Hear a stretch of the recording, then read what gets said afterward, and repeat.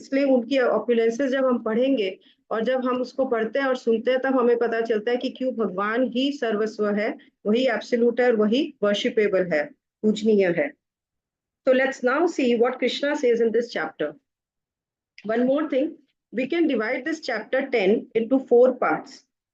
From verses 1 to 7, the main point is that how we know Krishna, knowing that Krishna is unknowable and the source of all. Then the second part is 8.8 to 11, which is called Chatu Shloki Bhagavad Gita के ये essence है, ये 4 जो श्लोक है चतु श्लोकी, pure bhakti, the essence of Bhagavad Gita.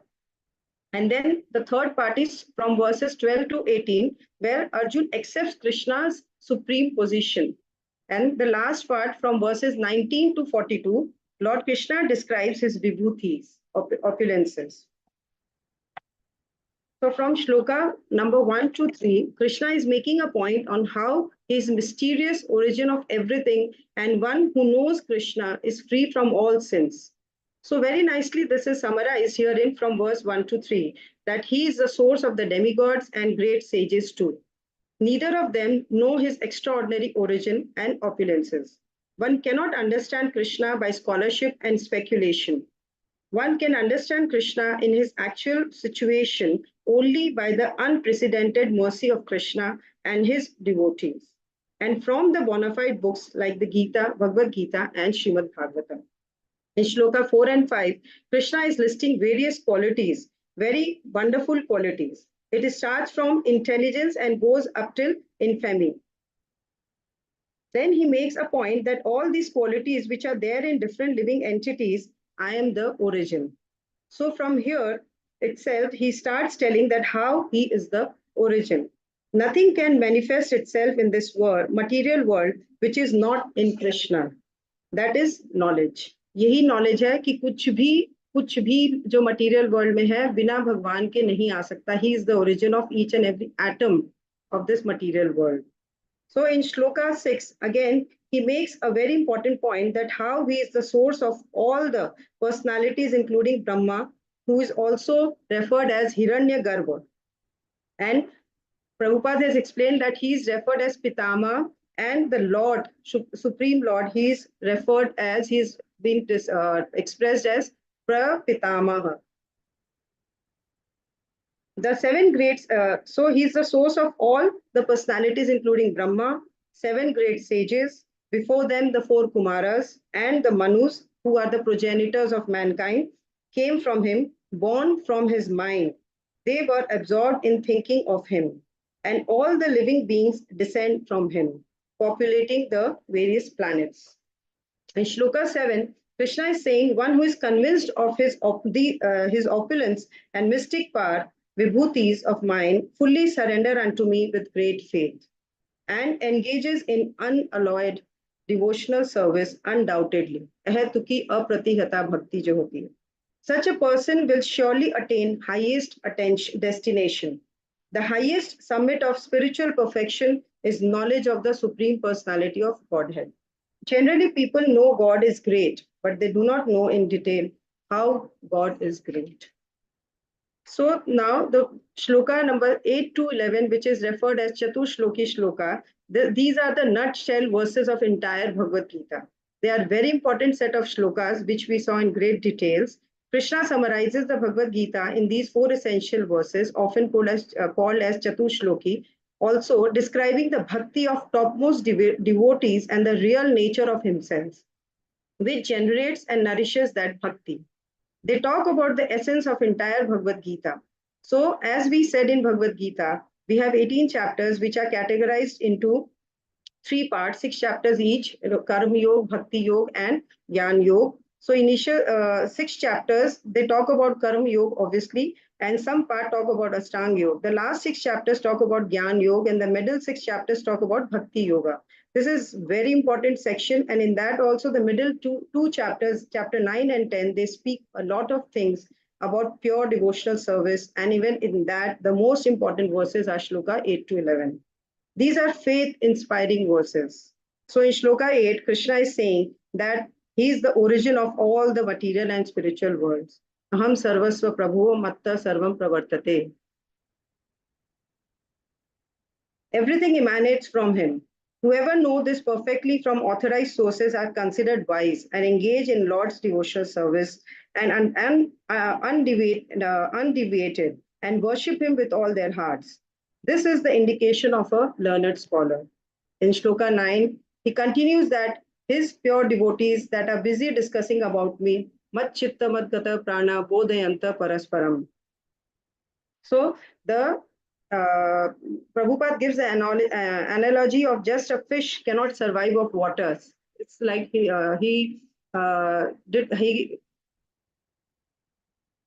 made that analogy with the pure devotees. The characteristics of pure devotees are described. Their minds cannot be diverted from the lotus feet of Krishna. They engage themselves fully in the transcendental loving service of the Lord.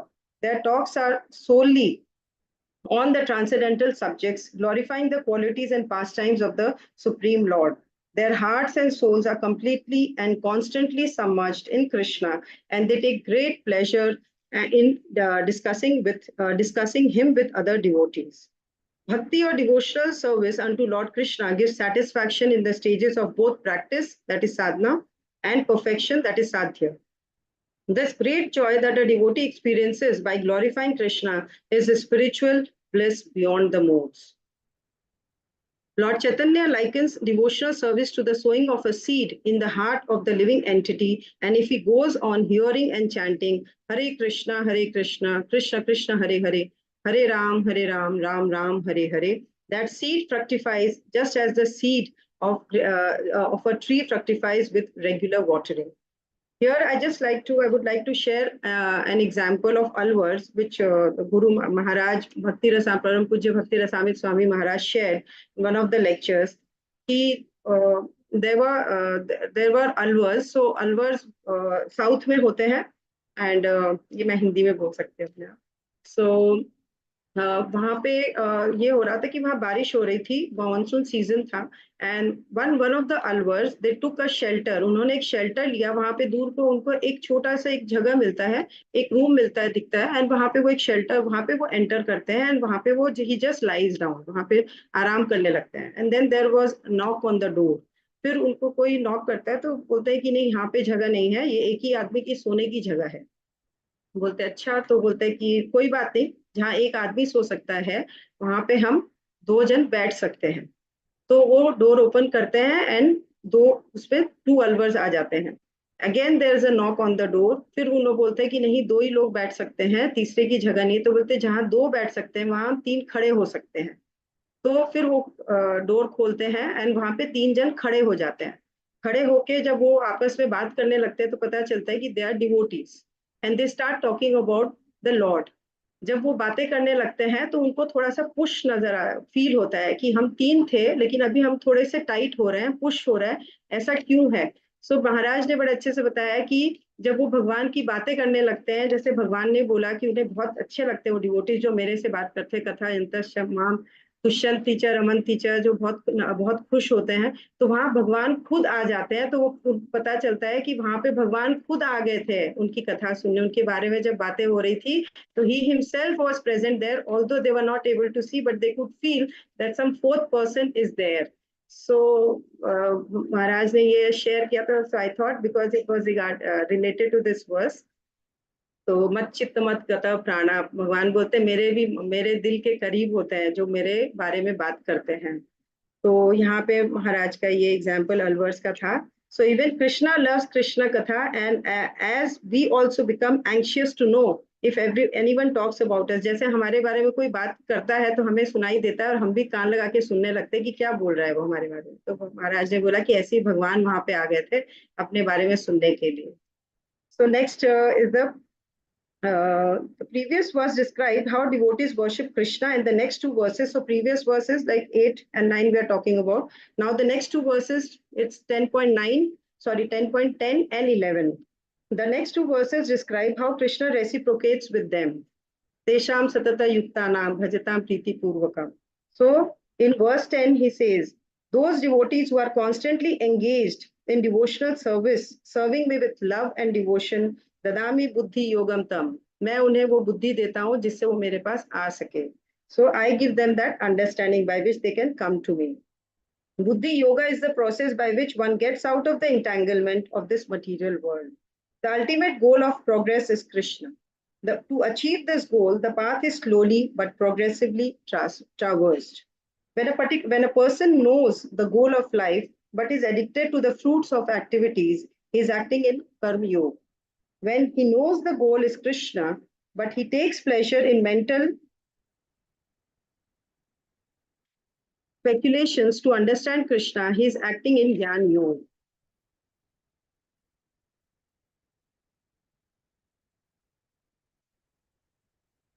And when he knows the goal and seeks Krishna completely in Krishna consciousness and devotional service, he is acting in Bhakti Yoga or Buddhi Yoga, which is the complete yoga. This complete yoga is the highest perfectional stage of life. Now he makes a statement at the end of this Chatushloki Bhagavad Gita, that is the 11th shloka, where he says, Tesham evanukampartham aham ajnanajam tamaha. For those people with whom I'm extremely pleased, I share my special mercy. And that special mercy is that I remove the darkness of ignorance by lighting the lamp of knowledge within their hearts. Basically, he says, I reveal myself to them in their hearts. So these four verses are very, very important verses which Lord Krishna has given us in this 10th chapter. Now, verse 12 to 18, Arjun is speaking. Arjun starts acknowledging Krishna. Krishna spoke so many things in so many previous chapters. After hearing the above four essential verses from Krishna, Arjun in the following verses accepts Lord Krishna's supreme position, supremacy. He accepts his supremacy, glorifies him, and expresses his desire to hear more about his vibhutis. Arjun summarized the key attributes of Krishna. He acknowledges Krishna, saying that you are Param Brahma, Param Dhama, verse 12 and 13.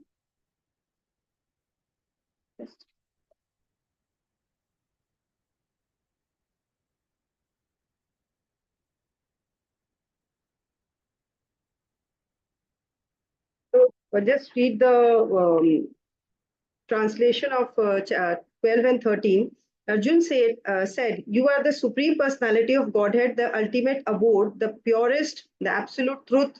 You are the eternal, transcendental, original person, the unborn, the greatest. All the great sages, such as Narad, Asita, Devala, and Vyas, confirm this truth about you, and now you yourself are declaring it to me.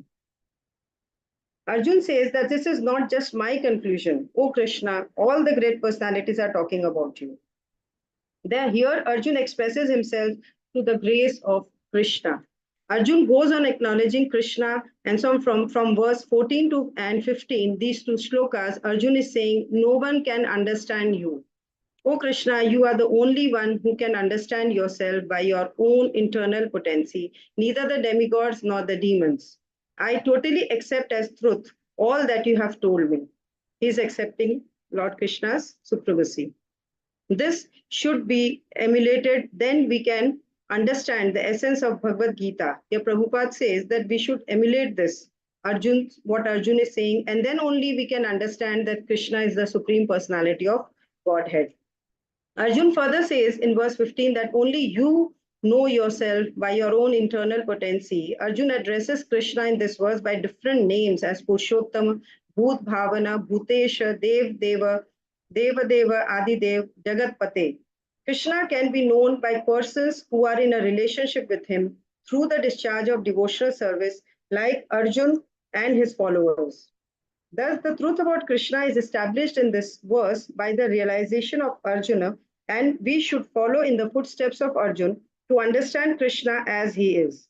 When we take shelter of pure personalities, they also purify us. In Shloka 16 and 17, he is now requesting Krishna these two verses. Oh Krishna, can you please reveal to me your divine opulences if you feel? If you feel I'm qualified to understand this, then please reveal to me whatever I can perceive about your divine opulences by which you pervade all these worlds. By Krishna's grace, Arjun has personal experience, intelligence, and knowledge by which he has understood Krishna to be the Supreme Lord. Yet he asked Krishna to describe his all pervading nature on behalf of common people. Because people in general and especially the impersonalists are more concerned with all the pervading nature of the Supreme in this physical world.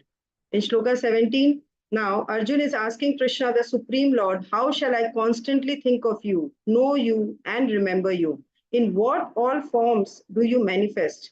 As we know that the Supreme Personality of Godhead is covered by his Yog Maya, only surrendered souls and devotees can see him, not the common man, including demons and atheists. These questions are asked by Arjun for their benefit because materialists cannot understand the Lord spiritually. They are advised to concentrate the mind on physical things and try to see how Krishna is manifested by physical representations. In Shloka 18, he is again emphasizing on the point that, O Janardhan, please describe in detail your mystic power, vibhutis, and bhakti yoga more about yourself because I am not satiated by hearing your glories again and again and again. The more I hear, the more I want to taste the nectar of your words, your pastimes. Arjun is seemingly thirsty to know more about the Lord and specifically how he remains as the all-pervading Supreme Lord. For example, Parikshit Maharaj tasted the nectar of the love of devotees for the Lord and the Lord's love for his devotees. Any narration or statement concerning Krishna is just like nectar, and this nectar can be perceived by practical experience. Now, Krishna starts speaking and describing about his vibhutis from verse 19 to 39. Till 39 verse, he is describing his different vibhutis. And for information, I have shared the vibhutis, the chart of the vibhutis in our WhatsApp group. You can refer that. Detail में उसमें पूरे हर विभूति भगवान ने किसके किसके लिए बोला, मैं कौन हूँ, मैं मून हूँ, मैं सन हूँ, सारे डिटेल्स वो मैंने व्हाट्सएप पे शेयर किया, टैबुलर फॉर्म में है वो. From 19 and 20, he makes very clear that my opulence is limitless, unlimited. So I will tell you only the prominent ones of my splendorous manifestations. Now, Krishna is describing what can be directly perceived by the common man. Thus, part of his variegated energy is described in this way. Our limited senses do not allow us to understand the totality of Krishna's powers. Still, the devotees try to understand Krishna because the very topics of Krishna are so relishable. Vibhuti in this verse refers to the opulences by which Krishna controls the universe. Now, in the future verses, he's saying that how he is the all-pervading super soul in the hearts of all living entities. He is the beginning, the middle, and the end. That is creation, maintenance, and destruction of all beings. From verses 10.21 to 39, describe a few of Krishna's infinite opulences or vibhutis. He gives specific details of how in a group of entities, how the special one, the extraordinary one is Krishna. Like for example, in 21, he says, among Adityas, I am Vishnu. Among luminaries, I am the sun, and so on. He not only mentions positive ones, but also negative ones too. Like among the cheats, I am gambling. The immediate expansions of the Lord are called Swamsha, personal expansions, and there are also expansions called Vibhinna Amsha, separated expansions. Krishna has made these strong points and then he concludes this entire chapter in Shloka 40, 41, and 42. In Shloka 40, he says, there is no end to my divine vibhutis and grandeur. What I have spoken to you is but a mere indication of my infinite opulences. Having explained his vibhutis individually, Lord Krishna will now speak of them as a whole. In Sloka 41, he makes a very emphatic point where he says that everything you see, all the opulent, beautiful, and extraordinary, glorious creations, all that just springs from spark of my splendor. Not my splendor, but the spark of my splendor. उनके splendor का एक अणु, एक कण है. He is not saying my splendor, but a spark of my splendor. Anything extraordinary, opulent should be considered to represent Krishna's opulence. So here Krishna is saying, whatever you see, you have to remember me because all that is just my amsha. coming from the spark of my splendor. In this verse, the Lord Krishna gathers together all the vibhutis which he did not mention.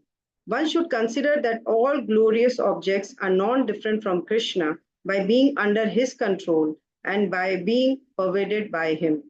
Finally, in Shloka 42, Krishna is telling Arjun that why do you want to know all this in detail? What is the need of all the detailed knowledge? Because just by my fragmental expansion of mind, I pervade the entire creation. So Krishna says, as Paramatma or Shirodakshai, Vishnu, and there in each and every atom. I am sustaining the entire creation and taking care and maintaining the entire creation. So, what is the need to know all these opulences? Basically, Krishna is saying, this one is enough to meditate on me, because wherever you see, you will be able to find me. So, in this way, this chapter, the opulence of the absolute, the opulence of Shri Krishna, Krishna has made very clear that how he is the supreme personality of Godhead, how there is no one equal to him, and how there is no one greater than him. How he is Asamordhva. He is that personality who is worshipable. Asamordhva is like no one is greater than him and no one is equal to him. He is that personality which is who is worshipable. So if we want to worship someone in our life, it's only Krishna and no one. And in the age of Kali Yuga, we worship the Lord by the process which He Himself has given us, which is called Yug Dharma. That is chanting of the Hare Krishna Mahamantra. Hare Krishna, Krishna Krishna, Hare Hare, Hare Ram, Ram Ram, Hare Hare. Hare Krishna. Thank you so much. Hare Krishna Mataji, Hare Krishna everyone. Actually, there is one other part also, but that will be too long, so I didn't share, which has been shared by Gaurang Prabhu. He has explained very nicely how the chapter has been divided by the acronym SEE, and then how he has explained that his Sambandh and Abhiday and Prayojan ke kaise isme verses divide kiye gaye. So that was too long, so I didn't share, but I have written, Mataji.